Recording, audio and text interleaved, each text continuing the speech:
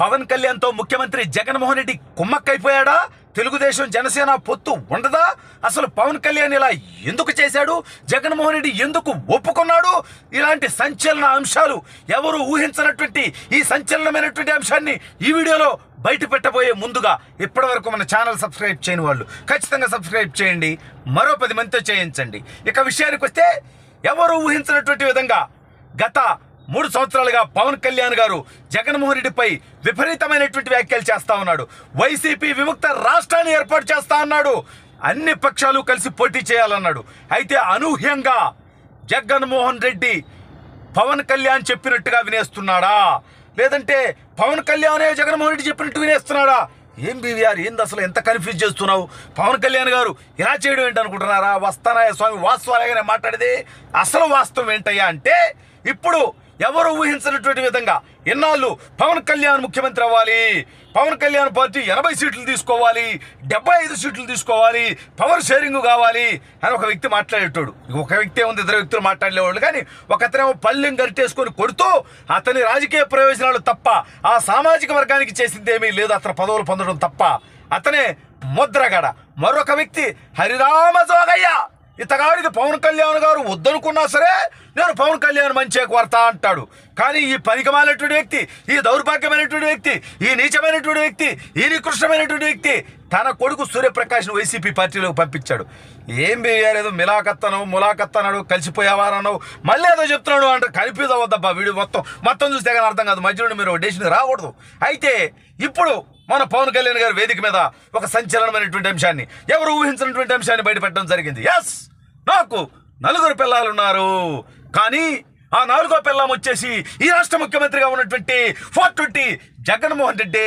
ఎందుకంటే నేను 3 వివాహాలు చేసుకున్నా, 2 డైవర్స్ అయినాయి, అధికారికంగానే చేసుకున్నాను. అయితే ఇతను 4 అంటున్నాడు కాబట్టి ఖచ్చితంగా 4వ పిల్లం జగన్మోహన్ రెడ్డి అని చెప్పాడు. అప్పటి నుంచే నాకు అనుమానం కొట్టింది. ఎందుకంటే జగన్మోహన్ రెడ్డి పవన్ కళ్యాణ్ గారు 4వ పిల్లం కాబట్టి జగన్మోహన్ రెడ్డి చెప్పినట్టు ఏమైనా పవన్ కళ్యాణ్ గారు చేస్తారా అని, లేకపోతే పవన్ కళ్యాణ్ గారు చెప్పినట్టు జగన్మోహన్ రెడ్డి ఏమైనా చేస్తాడా అని. ఎందుకంటే ఇవాళ హరిరామ జోగయ్య గారు తన కొడుకును కంట్రోల్ చేసుకోలేనటువంటి దౌర్భాగ్యుడు పవన్ కళ్యాణ్ గారికి డైరెక్షన్ ఇస్తాడా? ఈ పనికి మనలోడు.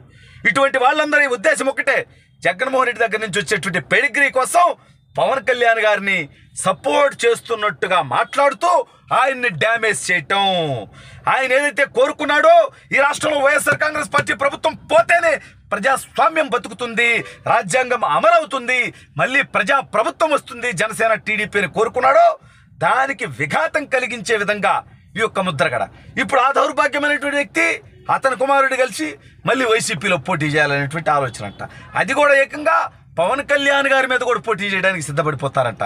నిజంగా ఈ ముద్రగడ అనేటువంటి వ్యక్తి, ఈ హరిరామ జోగయ్య అనేటువంటి వ్యక్తి పవన్ కళ్యాణ్ గారి మేలు కోరుకుంటున్నామని చెప్పి నటిస్తూ జగన్మోహన్ రెడ్డి ప్రయోజనాల కోసం పనిచేసినటువంటి పనికిమాలినోళ్ళు అనేది ఇవాళ బయటకు వచ్చేసింది. లేకపోతే పవన్ కళ్యాణ్ గారు తన పిల్లం జగన్మోహన్ రెడ్డి పార్టీలోకి మరి జోగయ్య గారు కుమారుని పంపించాడా?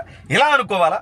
అసలు ఇవన్నీ పక్కన పెడితే నిజంగా పవన్ కళ్యాణ్ గారిని మెచ్చుకోవాలి. ఏంటంటే ఒక దమ్ముగా, ఒక ధైర్యంగా ఇవాళ జగన్మోహన్ రెడ్డి అనేటువంటి వ్యక్తి ఉంటే ఈ రాష్ట్రం సర్వనాశనం అవుతుంది. కాబట్టి ఇవాళ నా పార్టీ సీట్లు, పదవులు కాదు, ఈ వైసీపీ విముక్త ఆంధ్రప్రదేశ్.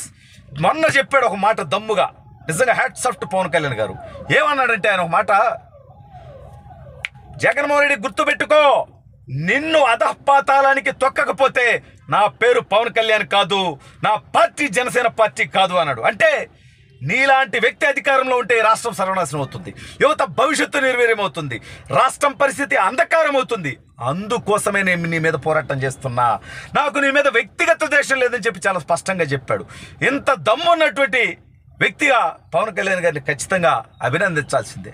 ఎందుకంటే ఎంతోమంది ఎన్నో డైవర్షన్ చేసేటువంటి ప్రయత్నం, అయ్యా ముఖ్యమంత్రి పదవడుగు, అయ్యా 2 ఏళ్ళు సీఎం పదవడుగు, అయ్యా 80 సీట్లు అడుగు. ఒక్కటే ఆయన టార్గెట్ ఒక్కటే, ఇవాళ ఈ అరాచక ప్రభుత్వం దిగాలి, తర్వాత రాజకీయం చేద్దాం. కానీ ముందు ఈ దౌర్భాగ్యమైనటువంటి వ్యక్తి ఉంటే, ఈ దౌర్భాగ్యమైనటువంటి వ్యక్తికి ఏమాత్రం ఒక చిన్న అవకాశం ఇస్తే మళ్ళీ రాష్ట్రం అంధకారం అవుతుందని చెప్పి ఒక స్పష్టతతో, ఒక క్లారిటీతో ఇవాళ పవన్ కళ్యాణ్ గారు ఒక నిర్ణయం తీసుకున్నారు.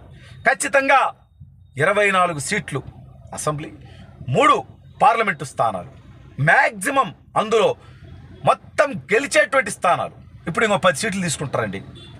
ఎక్కడైనా ఆ పార్టీకి బలం లేని చోట తీసుకుంటే ఎవరికి అది లాభం? వైఎస్ఆర్ కాంగ్రెస్ పార్టీ లాభపడుతుంది. అందుకనే ఆయన చాలా స్పష్టతతో అసలు నేను ఒకటే చెప్తున్నానండి, వచ్చే ఎన్నికల్లో ఆంధ్రప్రదేశ్ రాష్ట్రంలో అసెంబ్లీ సీట్ల విషయంలో తెలుగుదేశం పార్టీకి అత్యధికంగా వస్తే రెండో స్థానంలో వైఎస్ఆర్ కాంగ్రెస్ పార్టీ ఉండదు, జనసేన పార్టీ ఉంటుంది. పోటీ చేస్తున్నటువంటి 24 స్థానాల్లో 20కి పైగా స్థానాల్లో వాళ్ళు గెలుస్తారు.